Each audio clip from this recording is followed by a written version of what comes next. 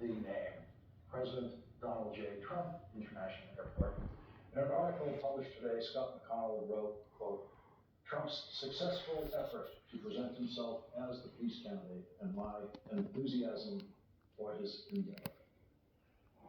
Scott McConnell is now in the huge majority of people who, polls show, disapprove of Donald Trump's work as president